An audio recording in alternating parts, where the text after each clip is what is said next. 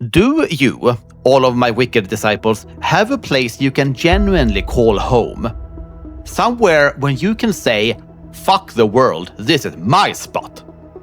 Is it your literal home? Or do you have another venue that represents happiness for you? Or somewhere that's become your own personal sanctuary? For me, the answer is simple. The Mera Luna Festival, whose official logo I'm painting in this video, by the way. For those of you who have never heard of it, it's one of the largest and most popular gothic music festivals in Europe, with approximately 25,000 guests every year. It takes place in Germany, Hildesheim, close to Hanover, during 2 days in August every year since Anno Domini 2000. Well, to be fair, I could also reply that the music scene in general really is my sanctuary. I'm one of those people who are attending concerts and festivals on a regular basis, and since most of the bands that I listen to either comes from Germany or are touring regularly in Germany, that's where I'm usually traveling. Apart from my country of origin, Sweden, obviously. Now, a quick trip down memory lane. When I started listening to music more frequently, in my teenage years, I evolved into one of those metalheads. It basically started with Metallica, Ozzy Osbourne, Hammerfall, and Edguy, and things kinda took off from there. Then a decade or so went by and my music taste expanded into another direction, mostly industrial metal, electronic body music, agrotech, darkwave, more like the alternative music scene with the risk of sounding pretentious. Anywho, back on track, I learned about the existence of Mera Luna on Facebook by coincidence.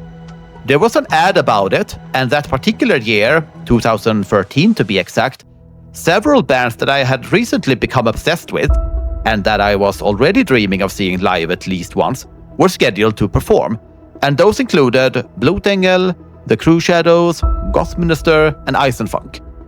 This was a time where my only employment I had were temp jobs and part-time jobs, so it was a period when I couldn't do much traveling.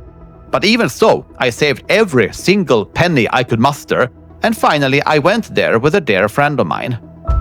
My first impression?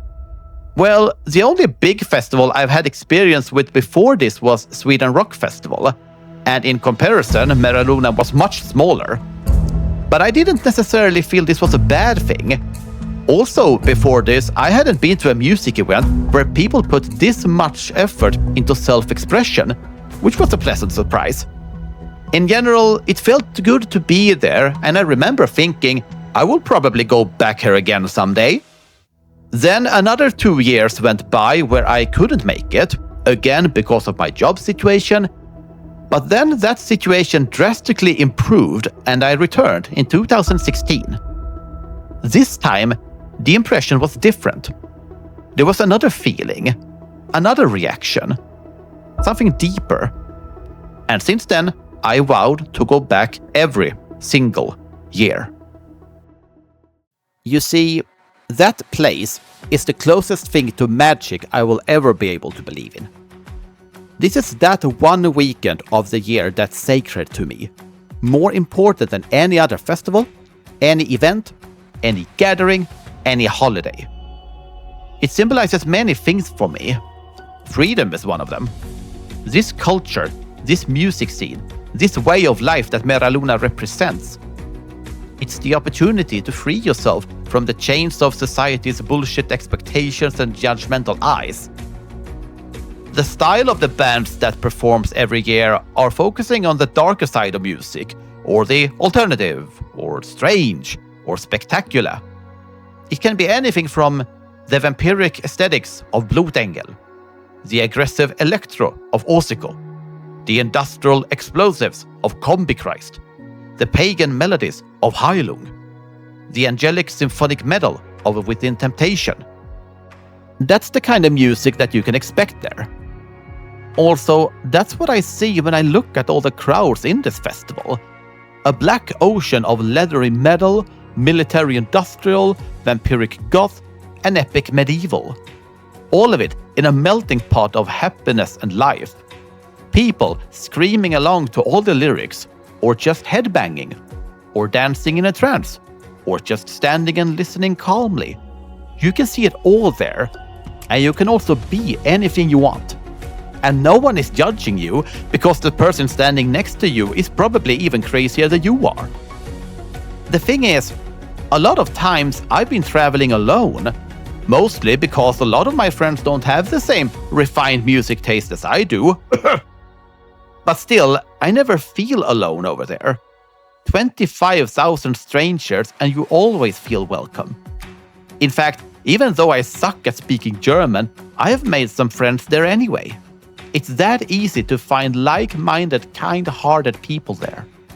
Because you're a part of a larger community with a sense of belonging. Listening to bands you love under the scorching sun or under the bright night stars. I can get that feeling during festivals and music events in general, but this place is where everything culminates for me. Anyway, I guess I just want to say that, look, I'm well aware that all of this might have sounded like rambling sentimental bullshit, but I just needed to put it out there for myself.